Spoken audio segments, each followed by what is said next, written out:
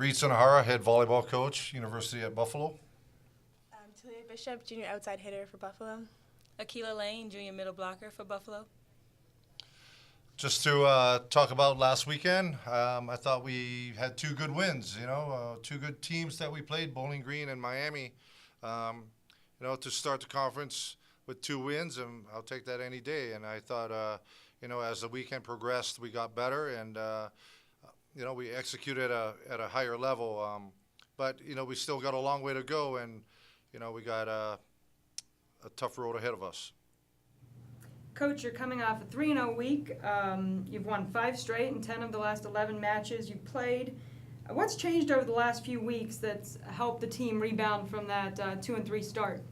I just think they're working hard every day. We tell them we need to get better every single time we step foot on a court and every time we do anything volleyball-wise. For them, I just think they're just putting the work in, and if we can put the body of work in and do the right things, then I think hopefully that'll transfer into the match. You were able to wrap up non-conference play on a high note, blanking Niagara in 3. You were able to get all 14 players in that match. Can you tell us how important it is to get everyone some playing time and the growth that it allows the younger student athletes? Yeah, anytime you can get your players in and give them game experience, that's important. At some point we're going to need them down the stretch, and if we don't put them in or if they're not ready, then it's tough to just insert them and expect them to play at a high level. So I thought it was good for us, and hopefully we can continue to do that in practice and go forward. Talia, you had 9 kills in the third set alone against both BG and Miami. What type of mentality does it take to kind of bounce back from some slower starts to the sets and finish strong like you did this weekend? It's just a mentality of always wanting to win. We want to win as short as time as possible. So if we can finish the game in 3, then there's absolutely no reason not to. And then having your team behind you, like Marissa was giving really good sets, it makes it easier to kind of know that if your whole team's behind you, they want to win just as much. So we need to get this done now and just get back on the road. Akila, a similar question for you. You had a huge night at the net, matching a career high with 10 blocks against Miami. Can you talk about the team's perseverance and specifically that second set coming from a 5-point deficit to rally and win in extra points? I just know I had to have a good mentality. I know my teammates had my back behind me, and they were just talking to me bring the energy, bring the intensity, and I know that I had to do my job of closing the blocks and being up in transition to make that happen. Talia, talk about the winning culture that you guys are kind of forming here. You guys are getting on a roll right now. Talk about with the new coaching staff, how this culture is starting to change a little bit. You guys are getting used to winning a little bit. Talk about that. Yeah, it's a good feeling, for one. I don't know, it's just we've kind of had a complete, would it be a 180 since Reed got here, just completely out with the old, in with the new. That includes mentality. That includes we got a whole bunch of new players.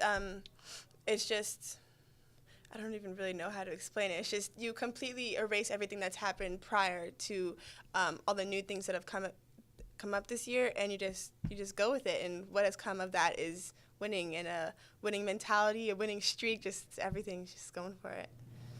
Akila, in addition to that, you've played 3 straight home matches, obviously 3 straight wins. What was it like to have the home crowd behind you, have fan support, student athlete support, and get those 3 wins in front of the home crowd? It was a very exciting feeling, very, very exciting. So we never started this strong before in MAC play, so it was good to know that we have somewhere to go. Reed, speaking of the crowd, it seems like there's a bit of a Hawaiian theme emerging in the crowd. Do you have anything to say about that? No, hey, the more local flavor we have here, the more Hawaiian style and aloha spirit, then the better for us. And what it resembles is a family atmosphere. So I like that, and if we can continue to do that, then that's what we talk about as being one. So. And not just the volleyball team, the whole athletic department. So if we can be one, then we're better off that way. So it seems like a lot of other student athletes have been coming out to you guys' games. Talk about how big that is for you, seeing other teams help come support you, and I know you guys go and support other teams as well. Talk about that like family feel in UB athletics. It's really good. It's just obviously when we're playing, like, you want to win for your teammates, like those girls you practice with day to day to day. But then when you go out and you're on the court and you're actually competing and you see like the entire department there, like just rooting you on and really having your back, it kind of gives you that extra push where it's like, okay, not only is it just my little section of family, it's an entire family, as in school-wide, because we also have people that aren't athletes there as well, and it really makes you want to fight for the name Buffalo and to just be great, you know. Speaking of the family mentality, it's my understanding you've adopted a young player named Savannah. Can you guys talk about what that means for the program and having her on the sideline with you? She's adorable. It's a great feeling, and she's a special kid, and having her here last weekend was unbelievable. Just to make sure that she understands what, where we're coming from, and we're just helping her get by day, or get by. So it's tough for her, and we're just trying to help as much as we can, and we love having her around, and hopefully she'll be here all season, and it's good to adopt her. Is there any local connection or story in how it was set up? Yeah, Steph kind of set the whole thing up with the Jacqueline Foundation, and we're friends of Jacqueline Foundation, and her dad and I go way back. We reconnected. I met him through some mutual friends, and when I saw him on Saturday, he brought that up, and I totally remember meeting him, and so any way we can help, situations like that, the more power to us. What do you guys take out of that? Like having a girl that, as you adopted on your team, and she's watching you and looking up to you. What do you guys take out of the relationship with her? I think it's like puts things into perspective a little bit, because we can, as athletes, kind of get caught up in our own world here. But having someone like Savannah on the sidelines who's just really happy to be there, and she's like trying to give us advice and always coming off and like giving us high fives when we come off the court, and it just helps you realize, well, you know what? There's more than just what we're doing here. So we need to, just as other people are coming to support us, we need to, as athletes at Buffalo, do our best to go out and give back to the community as well. Yeah. At that point, it was almost like you're playing for something bigger than yourself. Like I said, she's a special kid, and to her, she has no worries in the world, and so we can't take things for granted or understand that there's more to it than just volleyball, or there's life ahead of us, and if we can take each day as it comes and prosper, and just have no worries like her, we all be in a better place.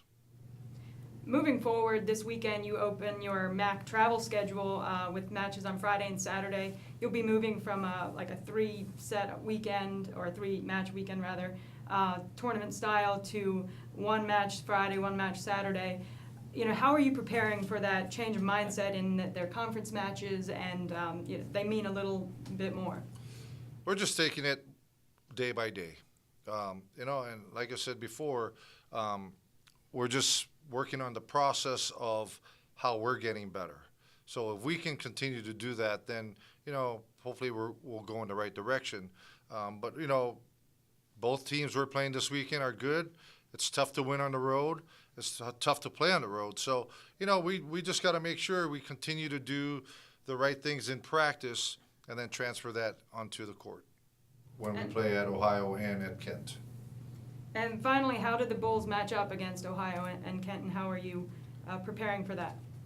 Ohio's a good team. I mean, you guys would know better than me, but they predominantly have